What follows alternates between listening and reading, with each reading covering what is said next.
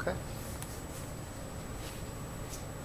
So if you ask questions, they'll be recorded, so hopefully that's okay. Oh man, All right. that's it. I'll text him too.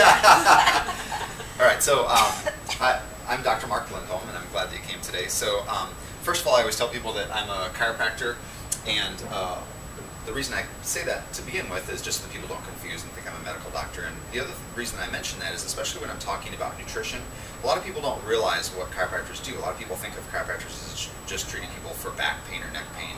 And we definitely help people with those kind of conditions, but it's really about improving somebody's overall health. Chiropractors go to school for roughly the same amount of time as medical doctors, but we study different things. Our schooling there's a huge emphasis on natural approaches to health. So we spend a lot more time studying about nutrition than medical doctors do. But we don't spend really much time at all studying, pharmacology or drugs or surgery. So the reason I start off by saying that is that a chiropractor is very well versed in nutrition. So I have in addition to that, I have a lot of additional training in nutrition. It's really just an interest of mine, especially when it comes to nutrition for athletes. My background is that I was very athletically active when I was younger as a student, both in high school and in college. And then when I became an adult, I started studying martial arts, and I'm a second degree black belt in Taekwondo. And up until recently, I was teaching martial arts. So I've been around athletes a lot, and then in my practice, I've had the opportunity to take care of everything from Olympic athletes. The Olympic women's rowing team used to come to Elkhart and train on Upper St. Joe, and I used to take care of some of the Olympic athletes, up to college students and high school students. I have an athlete right now that holds the national record for his weight class for powerlifting, for bench press, deadlift, and squat. He does over triple his body weight in deadlift. So I have a lot of experience in that. So and it's something that, like I said, that excites me. So I'm excited to present this topic because there's a lot of misinformation about nutrition and about healthy eating, especially as it applies to athletes. Okay, so if you have any questions, please feel free to stop me. It's really, I should go back to that, it's really about meeting the momentary demands of your body is really what we want to achieve with nutrition, but especially with nutrition for athletes, okay? One of the things that I think a lot of people have a misconception about is that especially if they need to lose weight or if they just want to make changes in their physique, they think all I have to do is exercise.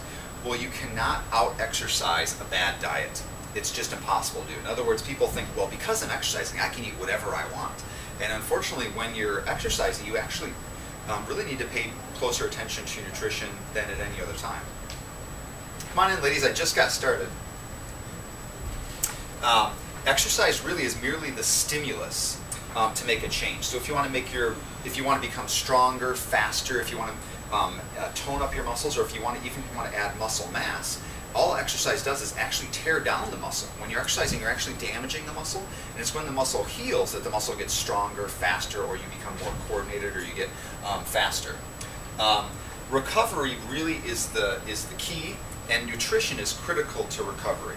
Okay, as much as 80% of success, especially at an elite level, has to do with how you recover, or has to do with your nutrition. So, especially if we're looking, like I said, if we're looking at somebody that's a real competitive athlete, the difference between a gold medal and somebody that doesn't even make the Olympic team can many times just be how fast they can recover and what their strategies are for recovering. In other words, especially even at the high school level now, athletes have gotten so good at training, and they can, they all have access to pretty much the same training. So sometimes the competitive edge that you want to get can really be best achieved by how your body recovers or how you get the most out of your exercise.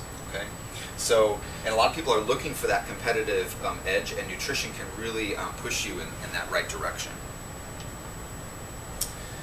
I'm going to talk a little bit later on about some general things with nutrition that are important for everybody, and especially important for athletes, but I want to skip right ahead to talking about some real specific things for athletes. And when I say athlete, it could be somebody that, like I said, is just trying to get in better shape or wants to get stronger, is here working out, or it could be somebody that, like I said, is a competitive athlete. The most important meal of the day, most people think, is breakfast, and for most people that's true, but for an athlete, the most important meal of the day is your post-workout meal. Okay. Has anybody heard of like that term post-workout meal? Okay. You know, I have to, and I think it's so important too. And my son's football team, we're doing snacks afterwards. Donuts and I milk, thought, right? I thought perfect. You know, within 30 minutes was like the best time to refuel your body. And I was supposed to do it with some other lady the other day. She emails me, I'm bringing Oreos, 60 bags of Oreos for everybody.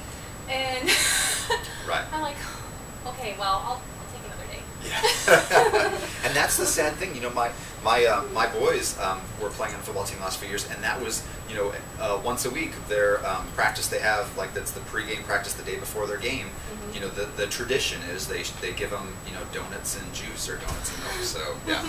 Ooh. So, as you mentioned, timing is everything. There's research that shows that right after you work out, now the research is a little bit, there's a discrepancy with the research. Anywhere, the experts say that anywhere between 20 minutes to as much as 2 hours after you work out. Most people say that it's that 30-minute window of opportunity is extremely important to refuel your body. And the reason is that your muscles are primed for taking up protein or amino acids to repair the muscles, but also taking up carbohydrates or blood sugar to refuel the muscles.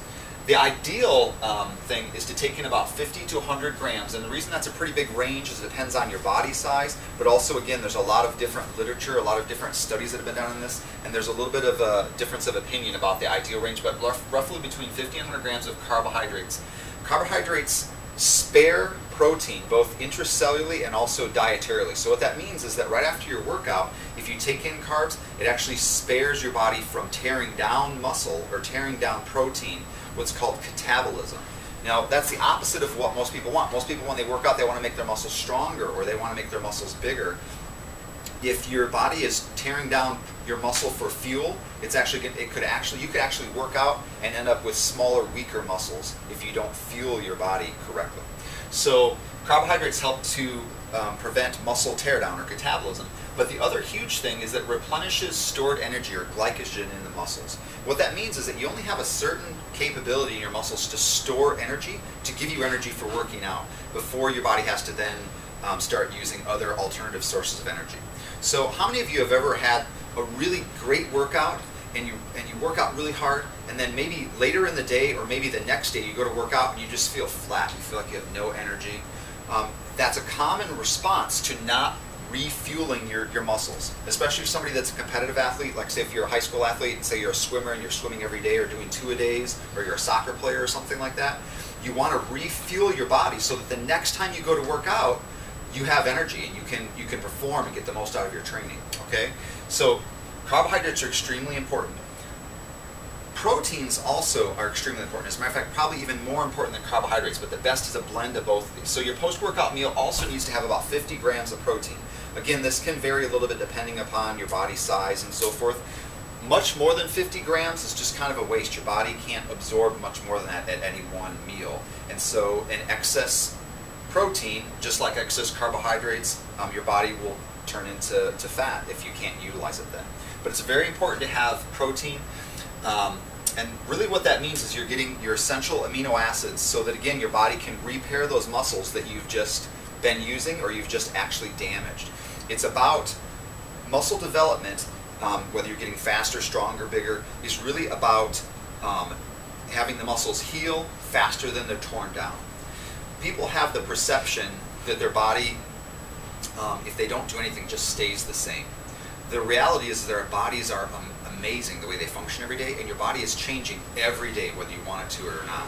And we can decide basically by our activities, by our exercise, what we eat, whether our body is changing for the better or whether it's declining. And so your body will constantly want to remodel your musculoskeletal system. It's going to be changing your muscles on a daily basis. So what you want to do is that the idea of building muscles is to build muscles faster than they're torn down. This strategy allows you, after your workout, to build a lot more muscle because you're giving the muscles what they need when they're most primed to take up those nutrients. The reason I said it's important, timing is everything, is that post-workout meal, like I said, should be consumed ideally within 20 or 30 minutes because your body has a very increased ability to uptake the nutrients at that point. If you miss that window of opportunity, then catabolism, or tearing down muscle, is going to occur faster than your anabolism and building up muscle.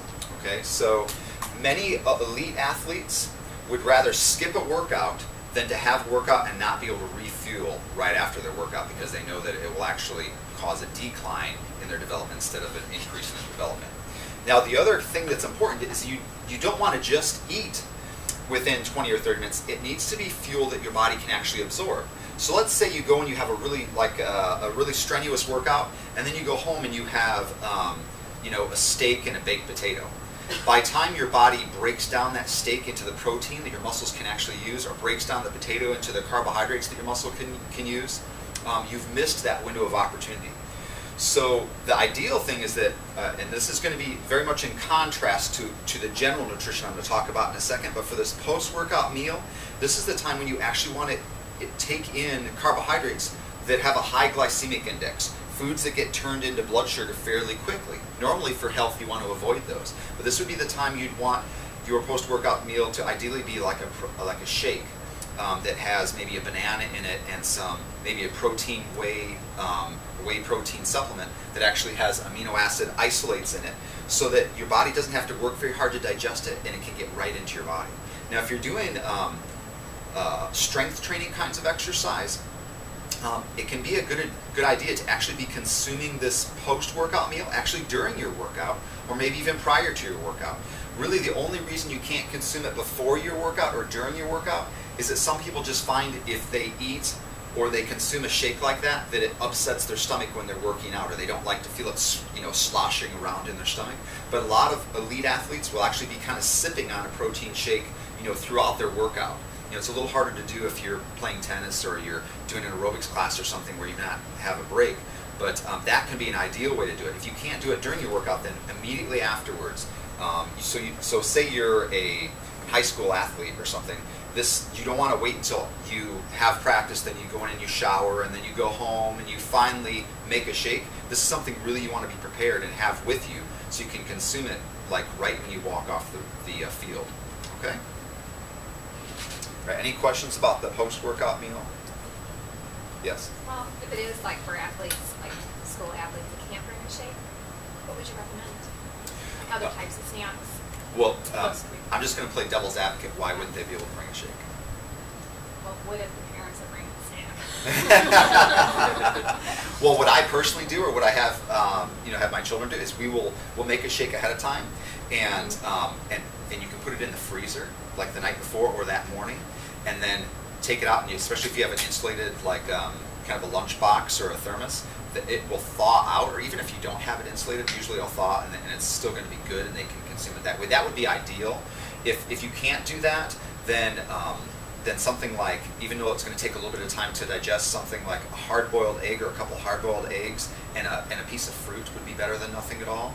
Or you can buy some pre-made, like Muscle Milk and some of those kind of products that are pre-made, and all I have to do is shake it up, and those things work. One caveat to that is that I would, and this is kind of a side note, but I would strongly encourage all of you to try to avoid protein powders or shake mixes that have artificial sweeteners in them, that have NutraSweet and Splenda. There's a lot of evidence that those artificial sweeteners can cause cancer, can be detrimental to your health. A lot of people get migraines or have reactions almost like they would to MSG and other things to the NutraSweet. A lot of people don't realize that when NutraSweet first went before the FDA to be approved, it was actually denied because of concerns about increased tumor growth. It was only approved the second time under, I would say, under questionable circumstances where some of the people on the FDA board had financial ties to NutraSweet. So I would strongly encourage it. And I say that because that's something you have to really be diligent about, that most whey proteins and most of those pre-made shakes do have artificial sweeteners in them. So I would recommend stevia, which is a natural herbal sweetener that's completely safe. There's no side effects with that. And there are definitely protein powders on the market. There's one that I personally use that we just ordered from the internet. It's called, the company is called Pro Energy. If you just go to proenergy.com, and they have a great vanilla and chocolate protein powder that's flavored with stevia that works really well. What's your take on chocolate milk? It seems to be all the top Yeah, like I said, some athletes would rather skip a workout than to have a workout and not get something afterwards. You know, you get the protein from the milk and you get the sugar from the chocolate milk. That would definitely not be my ideal post-workout meal, but it would be better than skipping that meal altogether. You're certainly not going to get 100 grams of carbohydrates and 50 grams of protein. You're not going to get nearly that much in it, but it would be better than nothing at all. So yeah, that's kind of and if you're somebody that's trying to lose weight also, or just change your shape, this post-workout meal, if there's a time when you do want to splurge a little bit and have those sugary, high glycemic index foods, this is the time to do it, is right after your workout. So you need to have, you can't just have the sugary stuff, you need to also have protein with it too. All right, any other questions about that? Okay, great. I wish I looked like that. Isn't that cool? He is, I don't know if any of you know what CrossFit is. It's kind of all the rage now. He's the current CrossFit champion for the CrossFit Games that they had in 2012. So according to the CrossFit people, he's the how do they put it? I can't remember. I think the term they use is I don't think it's the strongest man in the world, but the most fit man in the world or whatever. So, all right. So now I'm going to kind of jump a little bit. These things all apply to athletes, but these are really things that apply to everybody, whether you're an athlete or not. If you want to get the most out of your exercise, that post-workout meal is really important, but the rest of the day is important too. Okay, so some of these are general things that you might already understand, but a lot of people don't understand these because there's a lot of misinformation about nutrition. The best way to maintain good blood sugar levels and to a lot of people are exercising because they want to change their shape, their body mass index, or they want to become more lean and lose body fat. This is the way to do most of your meals most of the time. You want to eat frequent meals throughout the day. It's all about keeping your blood sugar levels constant so that your body biochemically is burning fat and not storing fat. Okay. Unfortunately, most Americans eat 1 or 2 huge meals or large meals, and they don't eat frequent small meals throughout the day. And that causes a roller coaster effect of their blood sugar, which actually pushes their body biochemically into storing fat. It pushes them into a weight gain mode. Just eating the same amount of calories but splitting it up in even meals throughout the day can have a dramatic effect on your body's ability to burn body fat. It's important to be careful of your portion sizes, so you want to ideally be eating 5 or 6 times a day, but these are going to be smaller meals. One of the great things about eating frequent small meals throughout the day is that willpower or hunger becomes kind of a non-issue because you never have more than 3 or 4 hours in between your meals. So you should not be getting hungry, it's just that you're eating frequent small meals throughout the day. You always want to eat breakfast. Other than athletes, breakfast is the most important meal of the day. I think it's interesting when you look at the language, or you look at the where the word comes from, that the word breakfast actually comes from break fast. You're breaking your fast of not eating since your last meal before you went to bed. Now, assuming you didn't raid the refrigerator, at like midnight, it's probably been, 12 hours at least, maybe longer since you had your last meal. And so getting some good nutrition in the morning, and that's important too. It needs to be good nutrition. It should not be a donut and a cup of coffee, is really going to prime your body. Because what happens is your body is designed to survive. So if you go too long without eating, your body slows your metabolism. You actually go into what's called starvation mode. Your body actually, in an attempt to allow you to survive periods of famine or periods of having food be scarce, actually slows your metabolism. So a lot of people think, well, if I just skip meals or I don't eat, I'll lose weight. What happens is your metabolism slows, and then when you do finally eat, let's say you do, like many Americans unfortunately eat like 2 big meals a day or just 1 big meal a day.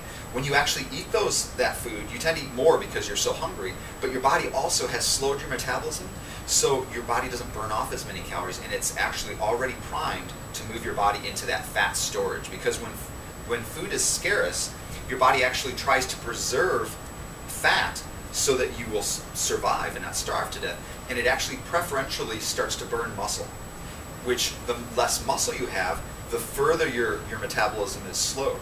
So somebody, for example, could be on like a 2,000 calorie a day diet, and they could start skipping meals, And as they lose muscle at the end of, say, 2 weeks, if they do that for 2 weeks, theoretically their body could actually, because their metabolism is slower, they could actually gain more weight because they now have less muscle.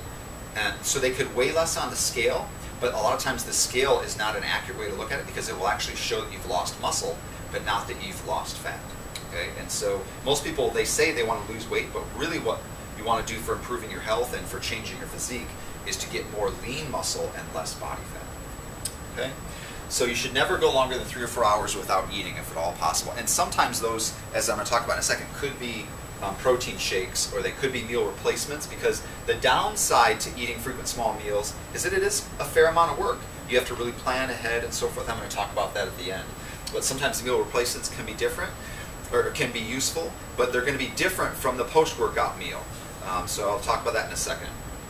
A big thing that a lot of people don't understand is glycemic index and glycemic load. I talked about eating carbohydrates, but they don't sometimes understand the difference between basically good carbohydrates and bad carbohydrates. How many of you, just by a show of hands, have at least heard the term glycemic load or glycemic index? Any of you? Oh, a lot of you. Okay, I have a well-educated class. Can anybody tell me what it is? Okay, well, a glycemic index is an artificial rating of how fast a food gets turned into blood sugar. So something like white bread or like saltine crackers, you eat it and it already starts to turn sweet in your mouth if you chew it long enough, as the enzymes in your mouth start to break down those simple carbohydrates into sugar. So when you eat it, it quickly causes a rise in your blood sugar levels. Okay? Those are bad for your health, for developing type 2 diabetes, for heart disease, for raising your cholesterol levels, but especially for maintaining an ideal body weight or for trying to, like I said, change your lean body muscle mass. The other thing is that simple carbohydrates are dense in calories, but they're very limited in nutrients. So for example, like white bread, it has a lot of sugar, but it has very little protein, very little vitamins, very little minerals, very little fiber. The other thing, just from a practical sense, is that you don't get to eat very much because it's high in calories. So like you've probably read here, 1 cup of cooked pasta, even if it's whole wheat pasta, has about the same amount of carbohydrates or calories as 12 cups of broccoli. Now, how many of you could easily sit down and eat a cup of pasta? Okay, all right, I could probably eat 4 or 5, 6 cups of pasta. How many of you could eat 12 cups of broccoli?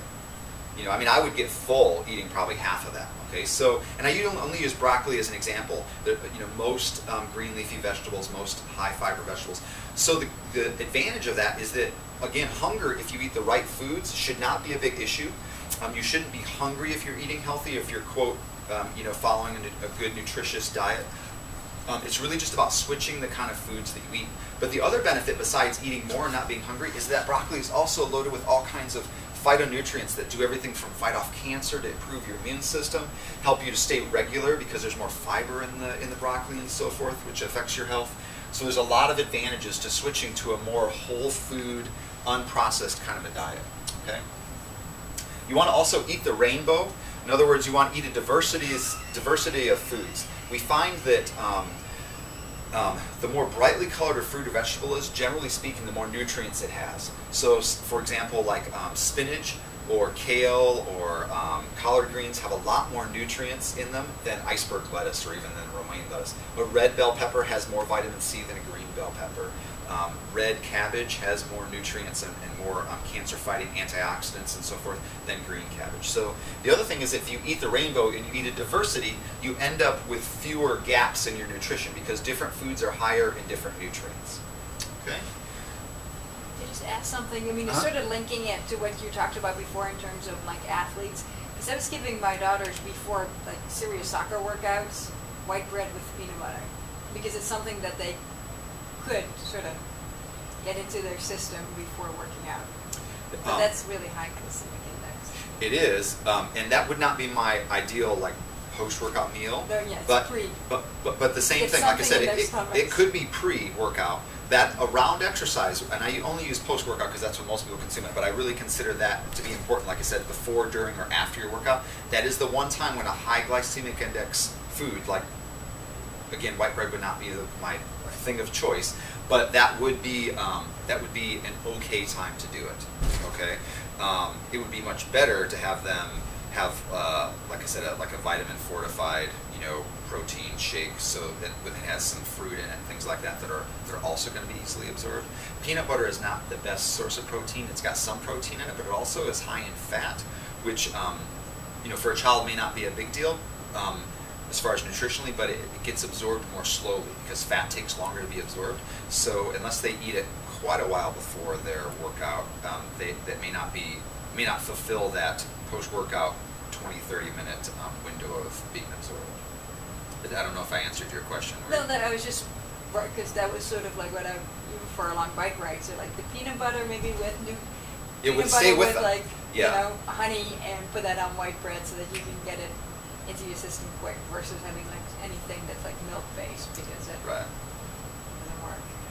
I just have a problem with white bread. Just that we don't even buy it at my house, So And we buy it for that. Only for Because that. I mean, if you have the whole grain bread and then go have a Kelly workout. Yeah. Now, balanced meals. We were talking a little bit about protein and about fats.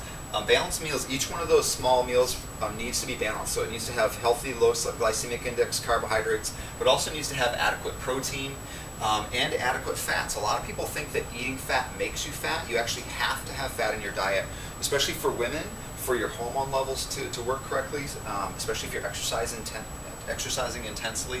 You need to have fats. Your estrogen and progesterone is largely made from, especially omega-3 fats, and there's a tie-in between your blood sugar levels, your sex hormones, and your thyroid hormone, which all help to regulate your metabolism. So it's very important to make sure you have healthy fats.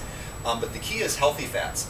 Fats dietarily are divided into different categories. There's what's called essential fats and non-essential fats. Essential fats means that if you don't eat them, your body can't make them.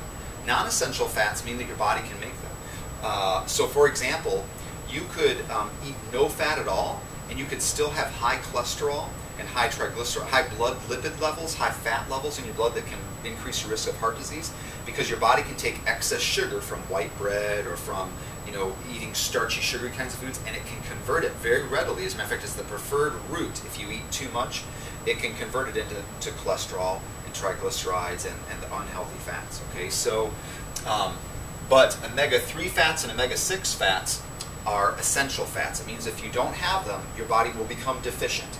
And one of the things that deficiency can do, like I said, is affect your hormone levels, affect your immune system, affect your body's inflammation levels. Omega-3 fats, like it talks about here, that come from cold water fish or from fish oil supplements, help to drive down inflammation. So if you work out and you feel sore, if you have plantar fasciitis, you have everything from tennis elbow to a strained shoulder, if you are taking in adequate omega-3 fats, your body's going to tend to be less inflammatory.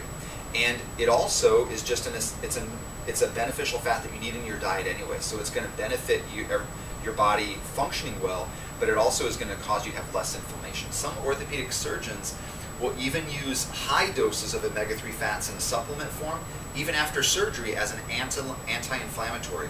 Some people can't handle things like Advil, Aleve, or prescription strength anti-inflammatories, because one of the major problems is it can cause bleeding in your GI tract or damage to your GI tract. High dose fish oil can have some of the same beneficial anti-inflammatory effects with none of the side effects. Okay, so if you're an athlete and you're trying to have less soreness after you work out in your joints and your muscles and your tendons, increasing your omega-3 fat uptake can also help with that and help you to then be able to exercise like you want to. Okay?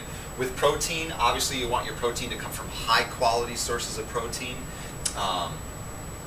That can be anything from it could be chicken, turkey, fish, eggs, egg whites. Game meats are like venison, and that are low in saturated fat but high in amino acids.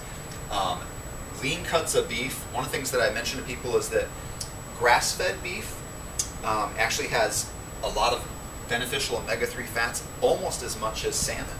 A lot of people have never even heard of grass-fed beef, but unfortunately most of the produce, or most of the meat that you buy in the grocery store, those cattle are grain-fed cattle. They're just fed corn, and so it changes what their muscle tissue is like. So when you butcher them and you are consuming that meat, you're eating a different quality of meat that has different essential fats in it, because cows are really designed to eat grass all day long. So the best kind of beef would be grass-fed beef if you can find it. It has some of the same benefits as cold water fish. Drinking water is really important. I usually actually start with this slide when I'm just generally talking about nutrition and not talking to athletes. A good goal is to drink half of your body weight in ounces of water a day. Obviously this is important. There's a lot of research that shows if you're not adequately hydrated, athletic performance declines. You know, you can't exercise as long or as hard. But also, every system in your body needs water in order to function correctly. A huge thing is detoxification. When you're exercising, you're actually, like I said, causing some micro damage to the muscles, and your body has to heal that, and that creates biochemical toxins in your body. They're actually a byproduct of exercise. So if you want your kidneys and your body to be able to detox correctly, you need to be taking enough water, and even things like having your digestion work well, not being constipated in that, can have a big, water intake alone can have a big effect on that. If you're trying to lose body fat also, a lot of times people mistake thirst for hunger. In other words, they eat when really if they would have something to drink, they could fulfill that urge without taking in more calories. So half of your body weight in ounces of water a day is a challenge for most people. In other words, that's a lot of water. What I would highly recommend is that when you first start doing this, if you're not in the habit of doing it, that you actually measure out that amount of water so you can keep track of what you've actually drank throughout the day. Okay, what I personally do is I have it's actually an old wine carafe, like a glass carafe, and I fill that up in the morning and I set it on my desk, and in between patients I drink it, and that gives me a visual reminder of how good of a job I did, and then I fill it up again in the afternoon and I drink the same thing. Okay, so you can just calculate out that amount, but that's a really good starting point. If you're really if you're involved in really strenuous exercise, and especially during the summer, you might need to increase that even more. Okay, now I'm going to talk about, in this next section, about a little trick that you can do, or some things you can do to maybe enhance your benefits of especially changing your body composition if you're trying to get more lean muscle mass, and especially somebody that might be at risk for heart disease, that might have high cholesterol, might even have high lipid levels, or even have a lot of excess weight they need to lose. I mentioned about glycemic index. How many of you, if you were, and maybe this doesn't apply to any of you, but people that are trying to lose body fat, how many of you would like to get twice the results from your exercise, or twice the results from your diet? Okay, all right, okay. Okay, so there's a product that we sell at my clinic through Metagenics that can do just that. It's a low glycemic index medical food, okay? And I already talked about why it's beneficial to consume low glycemic index foods. Like I said, the only exception to this is the post-workout meal, is when you want high glycemic index foods. But there's numerous studies, 15 published studies, that demonstrate that when you have a low glycemic index diet, that it stabilizes your blood sugar levels, it makes you feel more satisfied. Metagenics is a company that we use at our clinic that's a high-quality company, and they have a product called Ultrameal. Their most recent one is actually called Ultrameal Plus 360, and it's a medical food. And for those of you that aren't familiar with supplements, a medical food is halfway between a nutritional supplement and a prescription drug. A medical food is regulated by the FDA, so it's approved for a specific treatment of a specific problem, but it's not by prescription. Okay. So, and that's what this talks about. Okay, so this is a specific product, and they've done research on this product over the years, and it showed. This talks about that this product contains. It's basically like a multiple vitamin plus your meal replacement. So it contains vitamins, minerals, your proteins, your folic acid. It's a full spectrum multiple vitamin. But this is the study when I was talking about twice the results. What they did with this is that the diet that I talked about, eating more low glycemic index foods, fruits and vegetables, and lean proteins, is basically what most researchers would call a modified Mediterranean diet. It's one of the healthiest diets known. And so what they did is they did a study. They know that switching people to a modified Mediterranean diet will help to change their blood lipid levels. It'll help them to lose body fat. It'll improve their health, lower their cholesterol levels. They already knew that, but they wanted to see what would happen if we went on a modified Mediterranean diet, but we also incorporated this meal replacement twice a day as one of those snacks or excuse me, is 2 of those snacks or 2 of those meals when you're eating frequent small meals throughout the day. And they looked at these people for 12 weeks. They were exercising 30 minutes 5 times a week. And at the end, what they found was that in the control group, basically, that just did the diet changes alone, they had a lot of improvement. 22% of the subjects no longer met the criteria for metabolic syndrome, which I'll get into in a second, high lipid levels, obesity, those kinds of things. But the other group that did the exact same thing, but the only difference was they added the ultra meal plan, 43% of them, almost twice as many of the participants, also made enough of a change that they were no longer had met the criteria for metabolic syndrome. So there's other products like this, but there's few products that are actually this well regulated by the FDA that are a medical food. And this may not apply to any of you, but metabolic syndrome is a medical term for a whole complex of issues.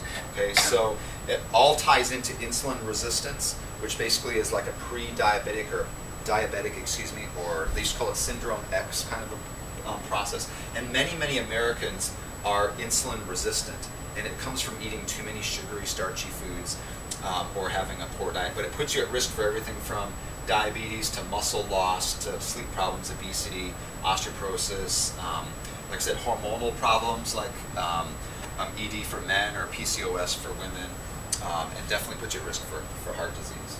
Okay. All right. Now I'm just getting ready to wrap up here. Does anybody have any questions about any of the nutritional things that I've talked about up to this point? Okay, good. These are just kind of an overview of some of the things that I talked about that I think are important. What I find is that many people that I talk to, they already understand a lot of what I've talked about, but they have trouble putting it into action. They have trouble really making it part of their day. So a couple highlights are that, like I said, you want to try to eat frequent small meals. Ideally, you want to not skip meals. Always eat breakfast. That really is a great way to do. Just the simple thing of slowing down how you eat can make a big difference. And this is something you've probably heard before, but it takes time for your brain to register that your stomach is full. But even more than that is that the first part of digestion is mastication. It's chewing the food. Your body can't absorb and assimilate that food correctly. A lot of people that have problems with feeling bloated and their digestion isn't good, if all they would do is slow down and chew their food longer, they would digest their food better. Now, I'm a busy chiropractor and I have 4 children, and like I said, I'm involved in athletics, so I understand that sometimes it's hard to take time to eat. And I'm guilty of this myself, of just refueling fast so I can get on with whatever I have to do next. But that's a huge thing that a lot of people overlook that can improve their nutrition, is just chewing their food better and taking time to really relax when they eat. It's much better to eat at home than it is to eat out, and that's why I asked when you asked about sending something for your child, is that it's almost always better to have something that you know what's in it, you've prepared, because if you eat out, or even if you buy something like a muscle milk or something like that, most of the time there's additives, there's preservatives, there's other stuff in there. If you eat at restaurants, I mean, there's a few exceptions, but most restaurants, they care about how the food tastes, so they don't care how much salt it has, how much sugar it has, how much fat it has, because they want it to taste good, which normally means it's going to have a lot more calories and a lot more sugar and salt. Controlling your portions when you eat out. The average dinner plate back in 1950, it's interesting when you look back at the results, was only about 8 to 9 inches. The average dinner plate now is like 12 or 15 inches. When you go to restaurants, usually they give you enough food to serve 2 or 3 people. And we've gotten skewed in our idea of how much food we really need to eat. If you ever go to like a fine French restaurant, they bring you a really small portion of food. And that's really the way we should eat. We shouldn't eat until we're stuffed every time we eat. So just trying to eat until you're... People in Japan have a cultural tradition to eat until they're half full, which really is a beneficial way to look at it. Shopping the perimeter at the grocery store, a lot of you have probably heard that before. That really is true, that generally speaking, the healthier foods, your meats, your refrigerated products, your fresh vegetables and fruits tend to be in the perimeter of the store. I always tell people that if it can sit in the middle of the store and not spoil, it's probably not good for you. Okay, live, whole, fresh foods that can spoil are really what your body is designed to eat. Okay, it's always best if you can to eat organic. with meats especially, to buy wild or free range. I talked about grass-fed. Grass-fed cows or free-range chickens are going to actually have more nutrients in their body because they're eating what God designed them to eat. The chickens are out pecking at the ground and eating bugs, and the cows are eating grass. It's going to give you more nutrients, plus you're going to avoid some of the toxins and some of the pesticides and herbicides and things that are going to be in some of your other, in some of the commercially prepared or grown foods. It's a good idea to plan ahead of time. I always tell people that planning will beat willpower any day. In other words, I can just head out in the morning and think, well, I'll find something to eat for lunch. You know, I'm not going to bring a snack today to work because I'll be okay. But at a certain point, I get hungry and I'll grab anything to eat, even though I know a lot better. Because hunger is a very strong survival urge. You know, if your blood sugar gets too low, it can literally kill you. And if your blood sugar gets too high, it can literally kill you. So your body physiologically needs calories at a certain point. So if you can plan ahead and bring those healthy snacks with you, that's the hardest part of really eating healthy. You know, packing up something like some hummus and some fresh veggies that you can dip in it as a snack mid-morning if you're working during the day, or packing an apple and a hard-boiled egg or something like that can really, really be a good idea. Okay. This is probably the hardest part if you're going to eat this way. Packing your food ahead. When you get home from the grocery store, prepping your food so that it's ready. So in other words, like when we come home from the grocery store, we'll go ahead and cut up the veggies if we can. Have them stored in the fridge so that they're not only easy for my wife and I to grab, but easy for my 4 kids to grab, so that they're more likely to grab, you know, some broccoli. Not that I don't have to still remind them of that. That they're more likely to grab some fruit or some broccoli or something than to grab something easy, like to grab a box of Cheerios out of the pantry or something like that and just eat that. We even, proteins tend to take the longest to make. So a lot of times on the weekends when we have more time, we'll pre-cook up some extra chicken breast, pre-cook up some extra grass-fed, you know, hamburgers or meatloaf or something so that that's ready to go. A good strategy is you can buy, if you buy free-range eggs or omega-3 fat eggs, we'll almost always buy an extra dozen or an extra 16 eggs. When we first get home from the grocery store, while we're unpacking the groceries, we start up the pot and we pre-boil those eggs. And then we've got hard-boiled eggs in the refrigerator. They're a really ultra-convenient, easy snack that doesn't have to be refrigerated, you know, for like to send with your kids at a lunch or to take with you in your purse as a snack. As I mentioned, shakes and bars, that the Ultra Meal product that I talked about can double your return on your investment of exercise and trying to change your weight.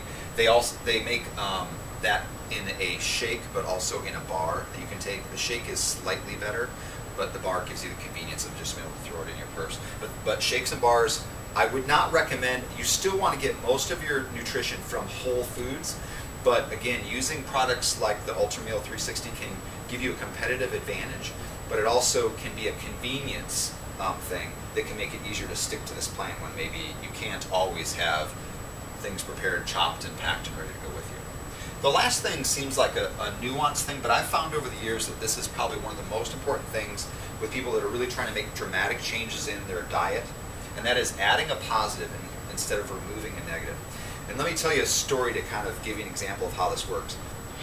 I had a man come in actually a number of years ago now, and he had a horrible diet. What I do with a lot of my patients is I have them fill out a food log for me where they keep track of what they eat for a few days so I can look at what they're actually eating, and then it helps me to be able to give them better advice about their nutrition. And every morning this man literally had his breakfast, he had written down that he had a cup of coffee and a cigarette. That was his breakfast. So it gives you an idea of the level of his diet. So I said to him, I said, okay, and he was all defensive about it. He was ready for me to tell him, you have to stop doing that, and you have to eat fruits and vegetables and proteins, and I kind of disarmed him. I said, well, all I want you to do, just keep what you're doing. I said, I don't agree with what you're doing, but let's make some progressive changes. So do you think every morning when you get up, before you have your coffee and your cigarette, you can have a glass of water? And he kind of looked at me surprised. He said, well, yeah, I think I could do that. So he came back a week later, and I said, how's that going? He said, oh, that's easy. I can drink a glass of water in the morning. I said, okay, now, this week what I'd like you to do is, do you think you can have a glass of water and eat an apple before you have your cup of coffee and your cigarette? And, oh, excuse me, he was having a cup of coffee, a cigarette, and a donut in the morning. And so he came back the third week, and he said, well, that's pretty easy. He said, actually, I found that, 3 or 4 days this week, I didn't even eat the donut because the apple satisfied me. So then the next time he came back, I said, well, do you think you can have some protein in the morning now? We talked about what proteins. So in other words, mentally thinking about, instead of, we all have bad habits. Instead of necessarily thinking about depriving yourself, because most people think of dieting, it's almost like a curse word. You know, when they think of dieting, it's a bad thing. Think of refueling your body and think of positive things you can add. Most people, if they add healthy foods, their body doesn't, your taste will change and you tend to not want the unhealthy foods. You start craving the whole foods and nutrients. And especially for children, if for those of you that have children at home, I find with my own 4 kids, that if you can raise them up when they're young, expecting to eat fruits and vegetables and whole foods, it really pays off. I overheard my 15-year-old daughter last night talking to a friend of hers and telling her friend how bad soda was for her, which I thought it made me feel good that she did that without me saying anything about it. But so it's all about changing our habits. The other thing with adding a positive is that it can seem hard to revamp all of your nutrition, but most of us have a repertoire of meals that we make or meals that we eat. And for most people, it's a pretty small repertoire. Say it's 10 to 20 maybe meals that we tend to eat over and over again, okay? So if all you do is change those 10 to 20 meals to a healthier version of those meals, you've revamped your entire nutrition, okay? And you can revamp your family's nutrition too, if you know, for your spouse and your children at home. So instead of taco night being, you know, maybe ground beef that's loaded with saturated fat and lots of sour cream and serving it on, you know, top of Doritos or something like that. If you can change that to a whole bunch of romaine and spinach, and then making a taco salad by putting some ground turkey or grass-fed beef and loading it up with tons of peppers and onions and healthy vegetables that are in there with it, you can make taco night a really healthy night. You know, same thing with as it gets to be fall time and we're thinking about eating, you know, things like stews and chilies. You can make really healthy soups and chilies and that are loaded with nutrients and vegetables and really still feel satisfied. You don't have to eat raw broccoli and carrots and you know, hard-boiled eggs all the time. You want to try to make your food taste good so that you're going to enjoy it. Well, thank you very much for your attention. I'm open to questions if anybody has any questions. Great. You must have all gotten everything you needed to know. All right. Thank you very much. Yeah. Thank you.